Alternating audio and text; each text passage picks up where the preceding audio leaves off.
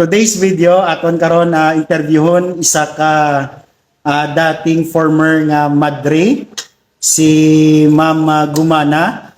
So aton siya interviewon kung ano ang iya nga testimony sang siya madre pa. So ari siya karon sa ako natubangan. So pamatian tang iya karon nga testimony about sang iya nga pagka madre. Okay, ma'am? Mga kauturan, ang ako nang gidya masugid, no, kamiya, mga devoted Catholic kamiya. Ang parents ko, mga tutunggi nga Katoliko kay nga bisan gani magpiesta bala sa among barangay. Ang nisa na sang among patron nga si San, ano ni gani? Si San Roque. Dila na iya ginamisahan sa among compound. Pag among pare, dito mo na kuya na yun na mo ginapakaon hasta ng mga tao na kantura yan na ang mga tao nga pamista. Kaya nga diba na ba ito yung among pangabuhi kaya nga ang pangabuhian sa akong ginikanan, mayara kami foundry shop, kapanghimok na sila ya kaldero, basta mag-andar raya mo asing buruya, kwarta raya sa kaluisan Ginoo mo. Pero abin yung akong ginikanan, grade 2 na sila mula kayo na-apply sa Sangkira. Pero nakapundar sila sang sila palangabuhian na nakapanghimo sila sang kaldero, kalaha, labador made from aluminum mga. Okay. Ano nga ngalan sang anong tawag sa nagani? Kumbento? Or anong tawag sa nagani? Convent. Nang konbento. Oh, sa diin na siya nga kumbento nga ikaw nakasulo dira sa pagkamadre. To, before ako yan nagsulod sa Madria, nag-eskwela ako anay. Ginpa-eskwela ako anay sa akong mga ginikanan sa isa ka eskwelahan nga ang nagadumala mga madre, mga katsila ko na gani. Drabla sa may silay sa Santa Teresita Academy. Kag nakita ko dito nga katahong gid sa mga madre, pa mga balaan gid mo kudason. Ina nga eskwelahan, exclusive na siya sa mga babae, like ang mga classmate ni lalaki. Kag dason tungod nga ang amon dira nga pag eskwela bala ka rigid siya ka stricto ginaya. So tungod kay kami mga reliyoso gid man kami nga Katoliko nga born Catholics kami, kapin pa nadugangan pagid ina sang ako edukar sa isa ka eskwelahan nga ginadumulan sa mga madre. Di nagdugang pagid ang pagkakatoliko ko. Hasta nga naghandom ako, Brother Edward, mga tigpalamati naman, mga viewers, na pinalangga. Naghandom man ako nga magmadre. Kaya katahong bala sa mga madre namin, ka mga balaan, ka mga buot, ka mga gwapa. Doon makasilang pawat, tanong man ni sa ilaya ko nagmaladre ni sila yaman. Pero ang na iyang ilakaligpay, gusto ko man na magkaangay man ako sa ila, mag-graduate ako sa high school. Pila ka tuig ang pag-serve mo bilang madre? Adre lang gid. Sa anong nga lugar ang ginsudlan mo nga pagka-madre or pag-training mo sa pagka-madre sa diin dira nga lugar? Doon kalawig ba sa istorya kaysa ang pag-graduate na ako sa high school, wala pa kuya sa akong iloy ginpuntan na magmadre ako kasi niya, inday wala ka pa may natapusan na kurso, eskwela ka anay. Pinag-eskwela ko anay, galing kay wala man to natapos-tapos, ang duwa ko ka kurso, kay ang uno sang ulo ko masulod gid sa kumbento. So amo na siya nga ang akon iloy nagapugong gid. Sabi niyo ko anong ginhimo ko ba Edward? Nagpakalimos ako ya sang akon iyang balalunong gid ako balunan. Dumar nga na paganing amo pura para ko nga di ako pagtagaan sa ginatawag lang nga rekomendasyon. Kaya mo na siya nga ning kamat ni kuya kay ang panawagan sa ako mag-eskwela ako sa nursing ko. Hindi na ko makatapos-tapos ang ako ng nursing, nag-duty na ako sa hospital third year, no junior na ko no. So hindi ko pa tapos-tapos, pwede may 1 more year pa ko no para nga pag-graduate ako. Another course naman din pa eskwela sa ako ni mama kay sa gyapon gusto ko nga magsuot ako hasta nga sang uli nag-run away from home gid ako ya dala ang akong balon na 2,000 in early 1970s ang 2,000 na bala nga gin-donate sa ako sang sponsor ko dako ni na bala Edward. So amo to ang ginbalon ko kag kanami bala sang Ginoo kay sang pagsakay na akong sa Pinang Princess of Negros na siya kabarko pakato dito sa Iloilo kaya nga mo na nga mother house dito na sa Iloilo sa Abansenia Street, Molo, Iloilo City. Pila ka years ang pag-serve mo dira sa may kumbento, ma'am? Mga 7 years kita. Nabayuan na kuya sa pagkamatri ko. Okay, 7 years siya nga nag-serve sa kumbinto kag nabayuan gid siya sa pagkamadre. Karon ang next ko nga question, paano ka nakagwa sa kumbinto? Abe, i-share man bi sa amon, paano ka nakagwa? Abi niyo mga kautura, hindi lang basta-basta ang nagyan ko to, no? Kay matuod yun bala, ang ginabasa sa akong iloy, nga siling niya, Inday, kung magmadri ka bala, nga wala kaya may natapos-tapusan bala yung kurso, ti sulubuon ng buwan mo to.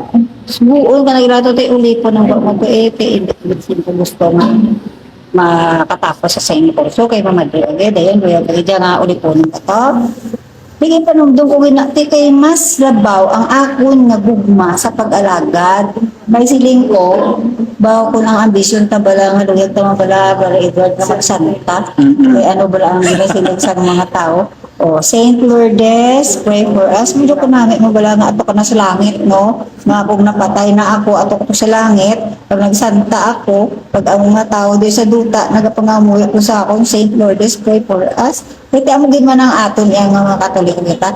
Kaya na muna, kay wala na pustro ang ina nga ano, kami plano gali iya, nga iban ang ginuntasan sa akong plano.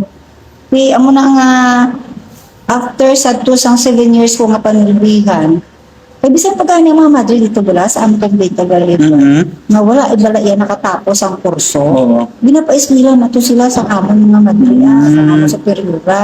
Okay. Hindi na ko yung mag-eskwela kay do nagtirila ng ginawa ko sa eskwela kay pagkurso ko do wala matapos no. Pero napustahan ko man to kay nga kay na-assign man ako dito sa mga pinabalang kumbaga bala ng infirmary nga dira ginabutang sa sina mga kwarto ang madre nga mga tigulang nga mga masakiton di ako kung ilang caregiver. Dason kay kung nga nakatuon man ako sa pulo panahi na bala, nakagraduate man ko bala sa dressmaking. Ang pamangkot, ma'am, ano bala ng ang pamangkot sina, ano ang rason kung nga ang nakagwa ka sa kumbinto? Ano ang rason kung nga nakagwa ka? Kumbaga bala, ano ang naghatag sa imo sing rason nga makagwa ka dira sa kumbinto? Kahit actually 7 years nga ikaw nga nag-serve, medyo ang gamot kag ang ugat medyo madalom na, budlay na makagwa dira. Pero nga ang 7 years, after 7 years nga nakagwa ka dira sa kumbinto, gay ko bisang rason o anong plano sang Ginoo sa imo nga after 7 years nagwa ka sa kumbinto? Abi ma'am, i-share sa ila. Actually, bala no, mga pagpalamat ikaw, mga viewers, bala no, ini bala ang pagmadre, pagbisan ang pagpari, may arak na da probation period. Kay, undo nga, gintawag ka dito, i-prove ka na sa imo, kaugalingon, kung sang imo din panawagan for 10 years na probation period. Kung makapasar ka sa sina nga tuig sa pag-alaga, ginatawag ka na nga profess ka na bala. Hindi ka na yan sila nga temporary lang. Kundi perpetual ka na da nga madre. Pagbayuan ka na sang full-fledged mo ginawa ng madre. Kaya ito yung mga bayan sa nga, practice lang to. Kaya nga, temporary pa lang kayo. Pero kung magkuha na kaya, mag 10 years after ka rin, perpetual ka na dahil pag may sing-sing ka, may kasilon ka na sa ating Ginoo. Di bali, kanami man ako maabtan mo ang ina nga ano, kaya ginatawag bala nga, iyak ka na sa Ginoo, iyak ka na asawa, wala kong baga, siya ang din pamana ko na. Kaya mo na siya, wala ko na nalabutan kay sasagad na akong alagad, sa kadamo sang ako nga mga naagyan ng mga assignments, pinag mo na sakit ko kasi rin ni mama. Ang na pala dahil no, nagasilingin ako sa imo, hindi ka mag-badbay kay ginaulitan para taglakas ko solo. Masabalay ta, di ka duro sa mga helper tadi. Nag-ano ka to imo ya. After 7 years, nagmalasakit din ako. Ang balatian ko Brother Edward, hintugan ako scoliosis. Ay. Ang ko sa likod, kasakit sa kaya amo na bala nga, imbis nga ikaw ang mag-alaga dito, ikaw ang alagaron, kaya masakiton pa. Diba? So, nagsilagid man ako nga hindi nagpapadayon. Kaya isang pagpauli ko nga gisukat ako sa akin Iloy, ang itong panahon nga nalunod ang dumbuwan. Ay, okay. 1982 April ako. Sige. Kaya mo na Sige. So, ang rason kung nga nagwa si Ma'am Gali, sakit ko nagmasakit siya sa pangalaga. sa pagpangalaga dira for 7 years. Pero wala na dula ang iyang pamatasan bilang madre katoliko although nga naghalin siya dira sa kumbinto. Pero pamangkoton ta siya. kay nagwa na siya sa kumbinto sagwa sang kumbinto ara na siya sa poder sang iya nga Iloy, nagbalik na siya for 7 years nga serve niya. So karon paano siya nakasugata sang Adventista or tawag sini mga Seventh Day Adventist. Karon paano ka ma'am kumbaga bala paano ikaw na-convert bilang isa ka Seventh Day Adventist? Kay nagwa ka na sa kumbinto, sino ang nagbisita sa imo, nagmensahe kag karon isa ka nagid ganap nga member sang Seventh Day Adventist? Paano ina natabo? Abe pamatian ta na. Ang ako, wala istorya, Bro Edward, pero pigil ka lawig mo kay ang pagpanawag sang Ginoo sa akon, hindi gulpyada mo.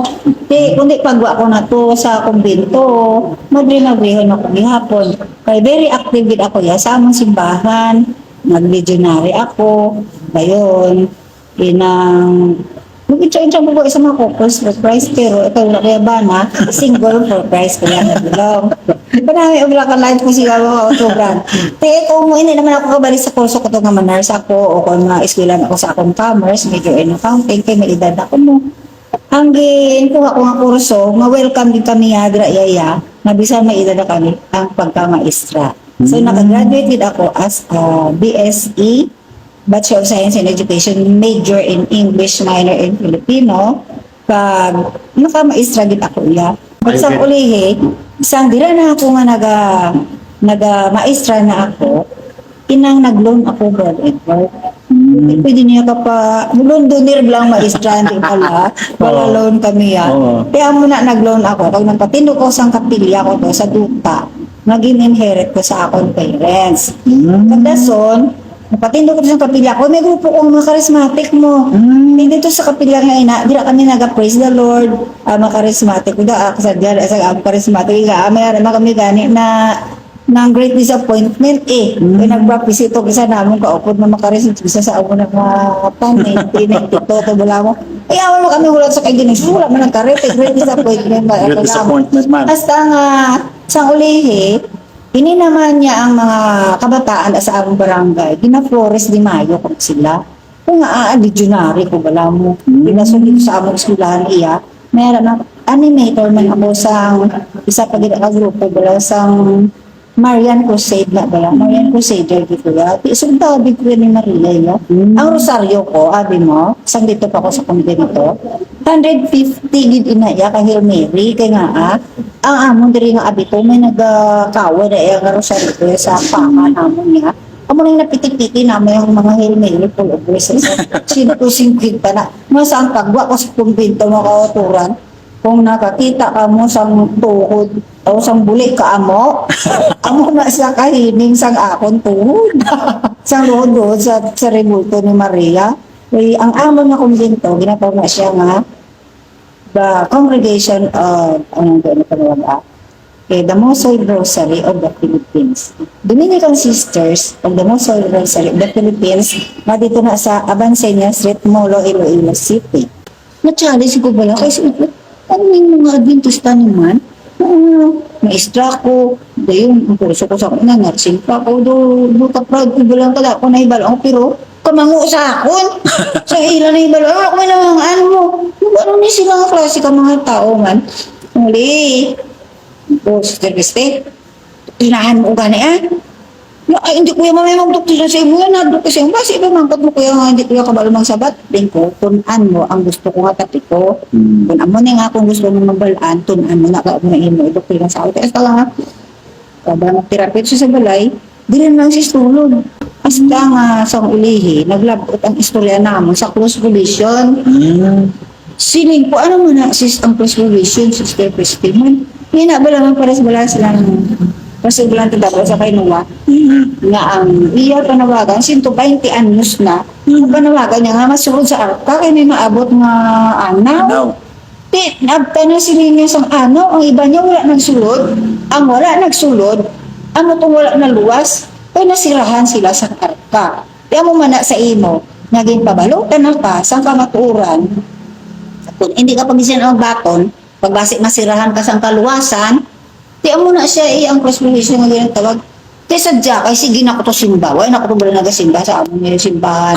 Doon nagalaot ang ginhawa ko ng nagalaot. Katulad na sa mga sabado magabot, Merkulis pala na, Biyernes na, dumaan na yun na. Kaya masiban na ko to nga ha. Excited naman ko to kung ano naman pumabatihan mo sa ilam mo. Dahil yung ginatuklinahan niya na kumadaan. Sa uli, nag-abot na to guro sang daw August na to bala. June at to nga bulan ako nagsugod mo. June, July, August. O, dito na ako kasi nasimbahan sa June, July, August. Ako nakabala sila ko. Basta nga sang August 3, 1996 na natabo, inang may bautiso to ang amon kong simbahan sa Silay. Pila ganito kabilog si sa nga to. Ano ba yung chinto to, no? Daso, nag-appeal ako kay Pasusin ko, Pasko, inang i-appeal ko sa bautiso. Ha? Mapabautiso kasi yung hilaw ka pa gani nga balo tanong ka, bugi na bago yung Pasko. 15 duga ko. Kung hindi mo ko gani Pasko sila ko pagbautisuan, pag masirahan kung gani sa cross provision na ginatawag ni si Sir Reste, di sabto nung kalag ko, abang hadok mo to si Pastor Bulma na ba sa ako ng kalag ko masirahan sa kalag. Sige, bautisuhin yung madre gani, na bautisuhan ko brother, brother Edward ha. Amo ko, maging kuhan ko pang alparit yung sakmakan. Siling Peter. Ano ni siling ko ang kuhan? Ang ginapang siling ni sa mga Adventista to, hindi pinako nila sa Sabado to. Sa Sabado. Ha? Nagsigaw lang mata kapare namon. Natukiban mo nga galit ng gumana ang kamaturan para sa Sabado? Pabalo ka galit sa kamaturan sa Sabado padre. Mga ginapasimba ng kami sa Domingo man. Hindi ko minsan bulaan pa ang sabikitin sa gawa kabilutan. Bundaman sila, mabubay na sila yung mga pagpabalitin nila sa ginatawag ng Sabado. Di ko na, wala na, di gali kaluwasan ng simbahan ka sa Katoliko. Ginapatalang kami, River. Bala, kung wala ng kaluwasan, sige, yun naman niya. Di ano niya siya kung misa ni nga, gasiling kagin nga, ang ating doktrina para sa Requiemas, every Requiemas offered for the dead means one step closer to the throne of God na kada kalag ka ato sa purgatorio kung imo na sila halaran sa misa Requiem, misa para sa patay, nag-step forward ang kalag pakadto sa trono sa Ginoo. Kasi yung kudir kada nang pa misa Requiem mo sa imo sa kay mama kay tata kay na pala natin na 300 isa 400 di na dapit sila karon before the throne of God kaya ginamarcha na sila kada pa misa Requiem ko sa ila.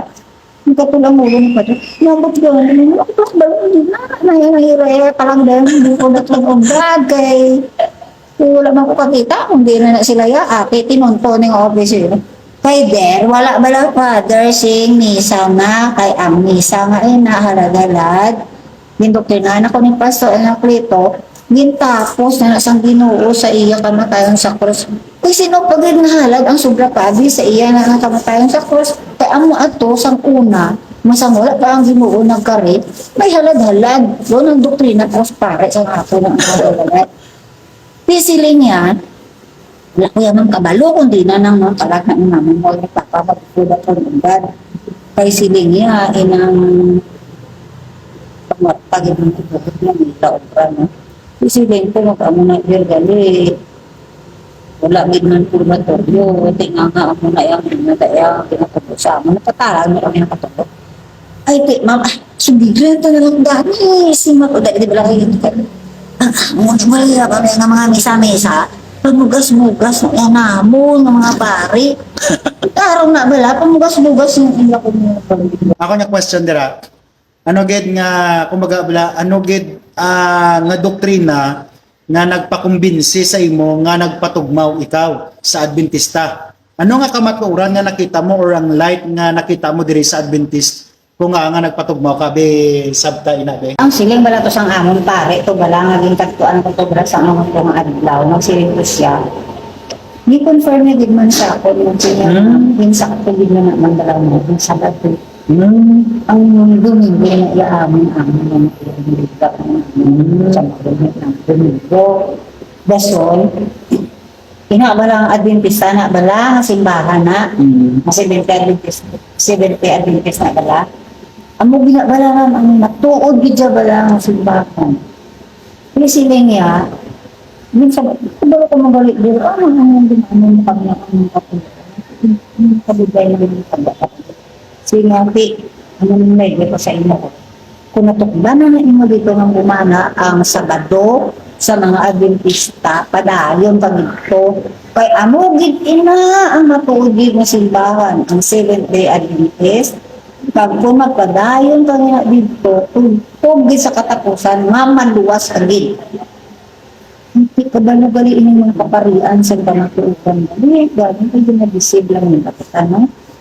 Kasi ko doon, thank you gitara kay Sabah, sino yung pag-bautisyon na ito na. Sino niya, sige sige na, ay, dali. Pinagbabay na ko, sige ko dali, babay, thank you. Dali sila, ano, hibus kahit, hindi sa akin panugid-lugid na, sa iyong mga takiban ng kamaturan na, hibus, kagid. Ano nga hibus? Iwal dati, pag ikaw mo sa inyong office yun. Isa ka madre, former madre. Ngayon, nanginisa ka, nagmaestra, tungod kay nagwa sa kumbento, nagmasakit. Pero, sang nagwa siya, padayon lang niya pagserbisyo gihapon. Pero later on, ang Ginoo nag-guide sa iya, kag nakita niya ang kasanag, ang kamaturan, tugtog nga nabato niya, buo ang ginatawag nga Seventh-day Adventist. Amo na ang story sang aton nga abyan na si Ma'am Gumana, retired na nga teacher, nagkaroon sana kamanog pangabudlay sang Adventista del Septimo Dia dere sa Negros Occidental. So, salamat din sa imo nga testimony. I hope na makabulig ni kag makahatag man sing kasanag sa mga viewers naton. So, thank you, Ma'am Gumana.